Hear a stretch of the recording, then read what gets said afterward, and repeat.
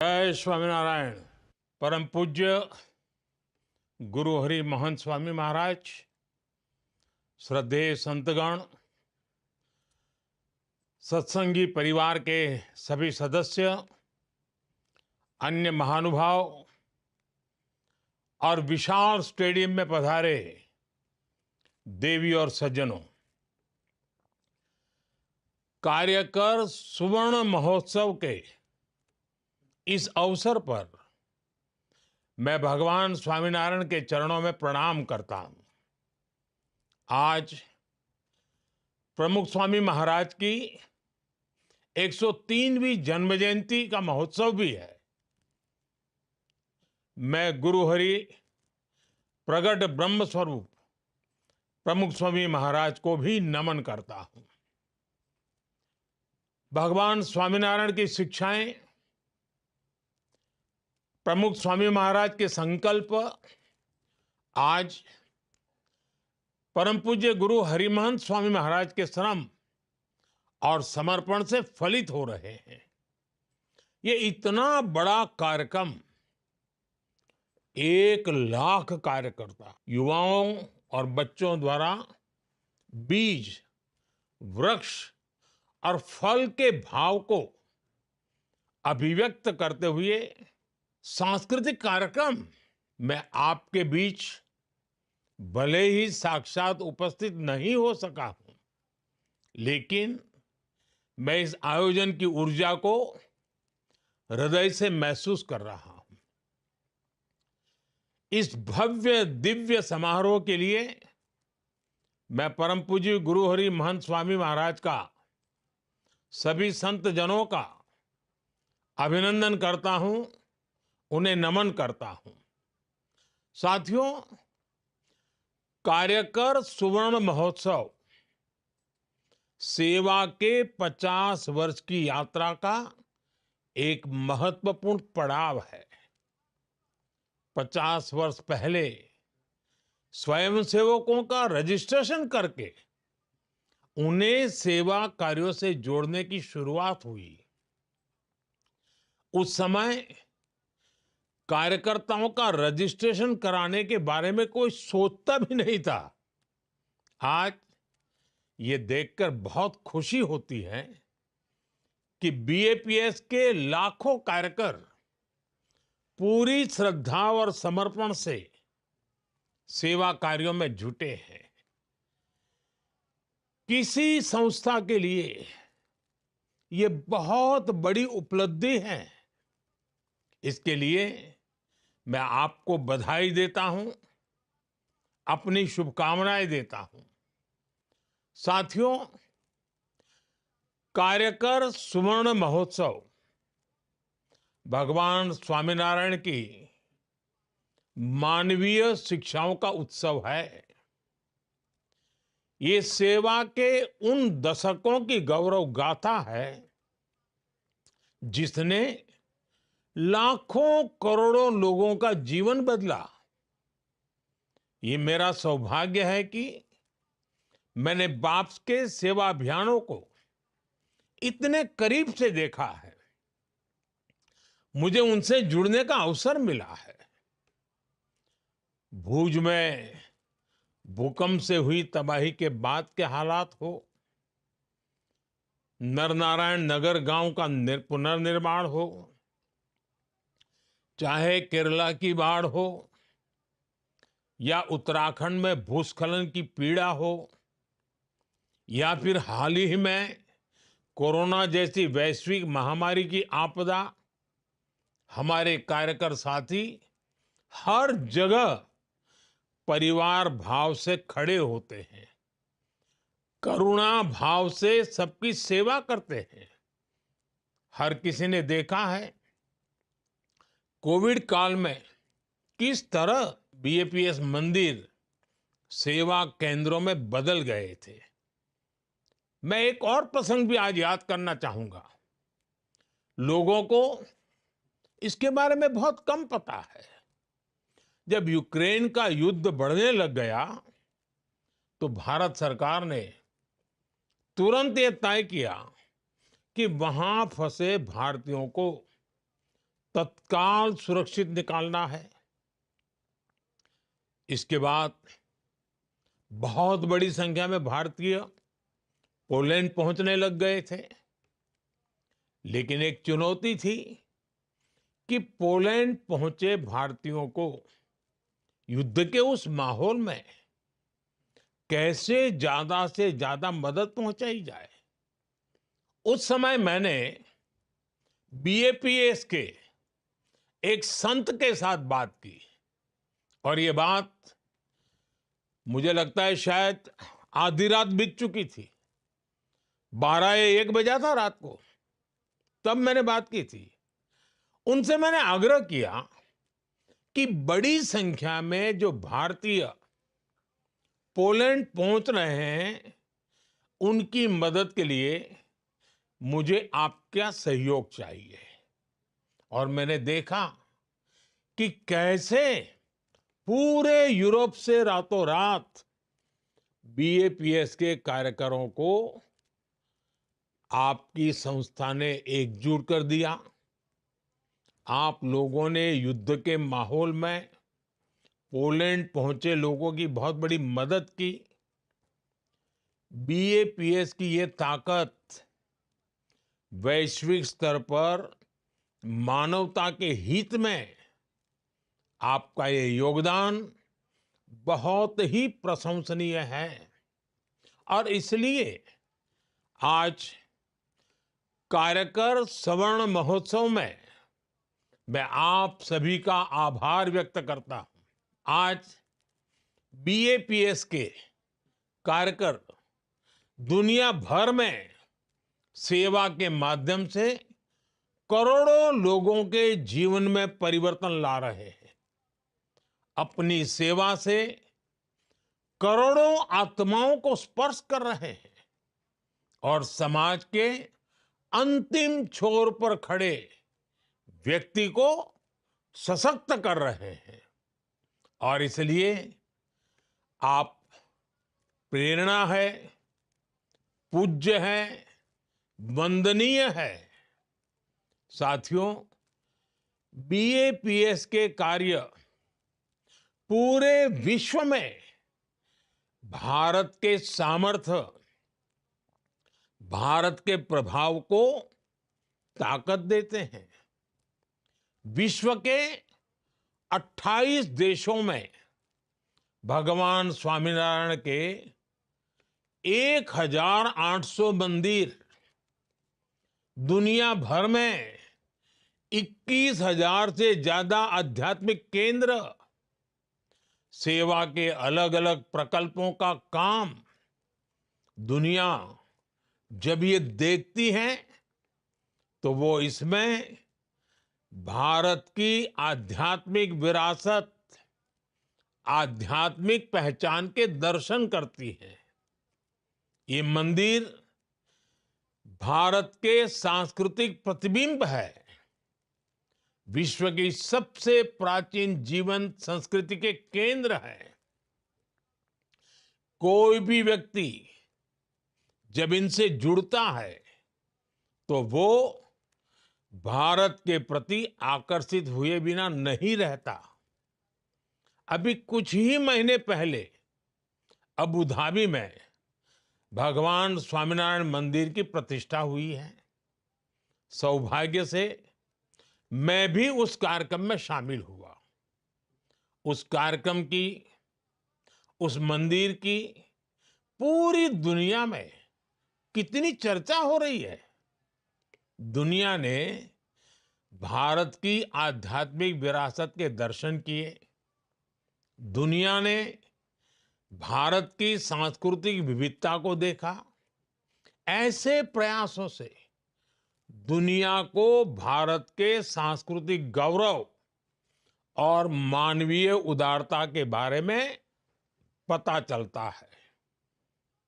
और इसके लिए मैं सभी कार्यकर साथियों को बधाई देता हूं।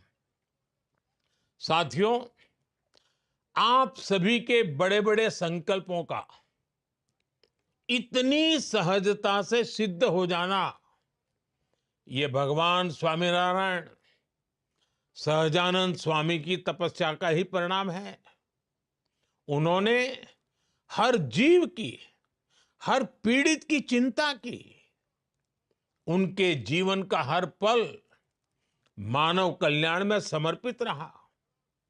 उन्होंने जिन मूल्यों की स्थापना की है, आज बीएपीएस उसी प्रकाश को विश्व में फैला रहा है।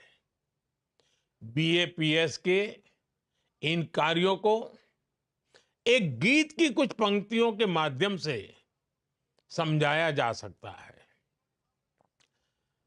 आपने भी सुना होगा, घर घर गाया जा सकता है। नदियां न पिए कभी अपना जल, नदियां न पिए कभी अपना जल, वृक्ष न खाए कभी अपना फल। नदियां न पिए कभी अपना जल, वृक्ष न खाए कभी अपना फल। अपने तन का, मन का, धन का दूजों को दे जो दान है, वो सच्चा इंसान।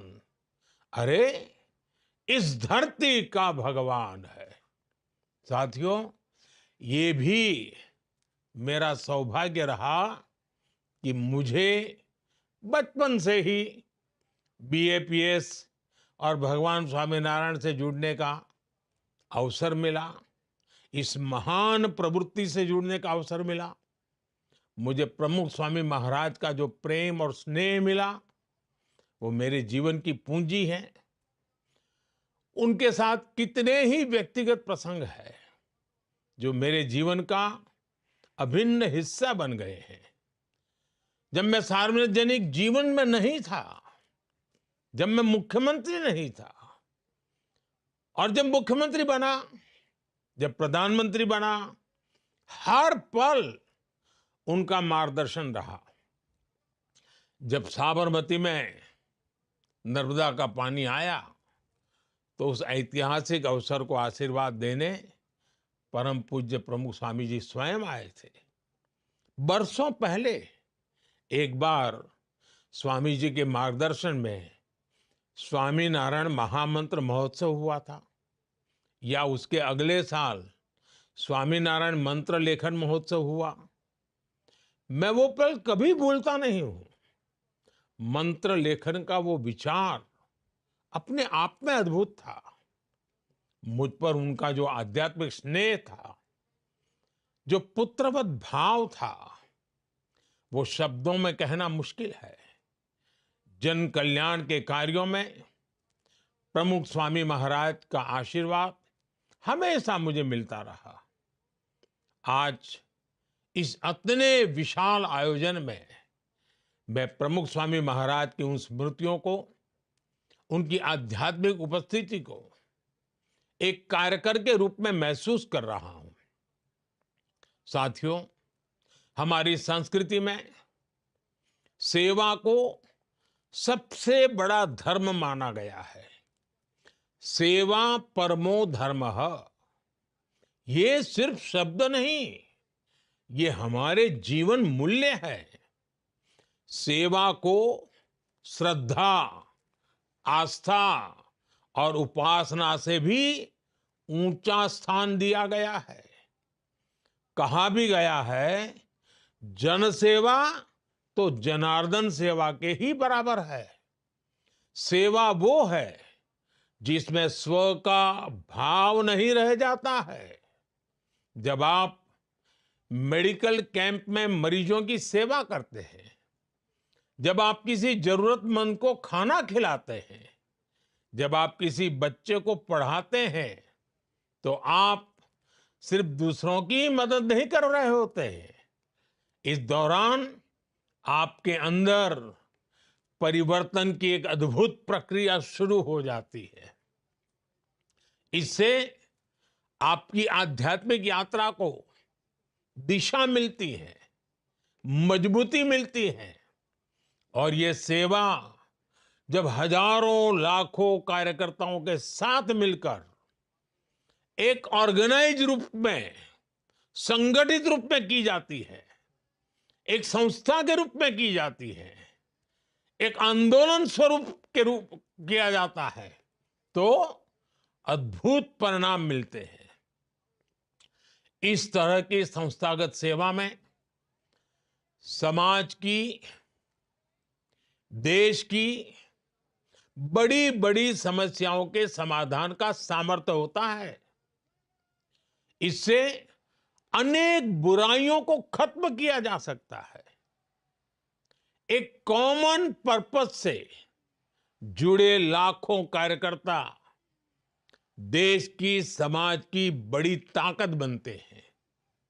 और इसलिए आज जब देश विकसित भारत का लक्ष्य लेकर चल रहा है, तब स्वाभाविक रूप से जन जन का एक साथ आना और कुछ बड़ा कर दिखाने की भावना हम हर क्षेत्र में देख रहे हैं। स्वच्छ भारत मिशन हो,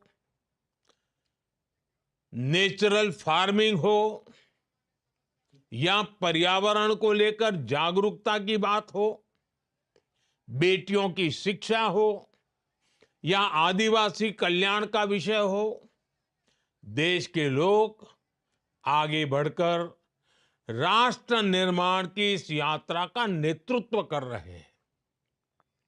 आपसे भी उन्हें बहुत प्रेरणा मिलती है।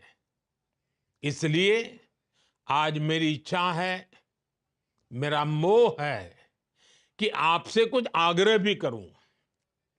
मैं चाहूंगा आप सब यहां से कुछ संकल्प लेकर जाएं। आप हर वर्ष एक नया संकल्प लेकर उस साल को विशेष बनाकर उस संकल्प के लिए समर्पित कर दे। जैसे कोई एक साल केमिकल फ्री खेती को समर्पित करे, कोई एक साल देश की विविधता में एकता के पर्वों को समर्पित करे। हमें युवा सामर्थ्य की सुरक्षा के लिए नशे के खिलाफ लड़ाई का भी संकल्प लेना होगा। आजकल बहुत सी जगहों पर लोग नदियों को पुनर्जीवित कर रहे हैं, तो इस तरह के काम को आप भी आगे बढ़ा सकते हैं। हमें धरती का भविष्य बचाने के लिए सस्टेनेबल लाइफस्टाइल का संकल्प लेना होगा। भारत ने पूरी दुनिया को मिशन लाइफ का जो विजन दिया है, उसकी प्रामाणिकता, उसका प्रभाव हमें ही सिद्ध करके दिखाना है। आजकल एक पेड़ मां के नाम अभियान की चर्चा पूरे विश्व में है। इस दिशा में भी आपके प्रयास बहुत अहम है। भारत के विकास को गति देने वाले अभियान जैसे fit India, vocal for local, millets को बढ़ावा देना, ऐसी कई बातें आप कर सकते हैं। युवा विचारों को नए अवसर देने के लिए कुछ ही सप्ताह बाद जनवरी में विकसित भारत यंग लीडर्स डायलॉग, उसका भी आयोजन होगा। इसमें हमारे युवा विकसित भारत के संकल्प को पूरा करने के लिए अपने आइडियाज देंगे, अपने योगदान की रूपरेखा तैयार करेंगे। आप सभी युवा कार्यकर इससे भी जुड़ सकते हैं। साथियों, श्रद्धेय प्रमुख स्वामी महाराज का विशेष जोर भारत की परिवार संस्कृति पर रहता था। उन्होंने घर सभा के माध्यम से समाज में संयुक्त परिवार की अवधारणा को मजबूत किया। हमें इन अभियानों को आगे बढ़ाना है। आज भारत 2047 तक विकसित होने के लक्ष्य पर काम कर रहा है। अगले 25 वर्षों की देश की यात्रा जितनी भारत के लिए महत्वपूर्ण है, उतनी ही बीएपीएस के हर कार्यकर के लिए भी अहम है। मुझे विश्वास है भगवान स्वामीनारायण के आशीर्वाद से बीएपीएस कार्यकरों का ये सेवा अभियान इसी तरह निर्बाध गति से आगे बढ़ता रहेगा। मैं एक बार फिर आप सभी को कार्यकर सुवर्ण महोत्सव की बधाई देता हूं। जय स्वामीनारायण।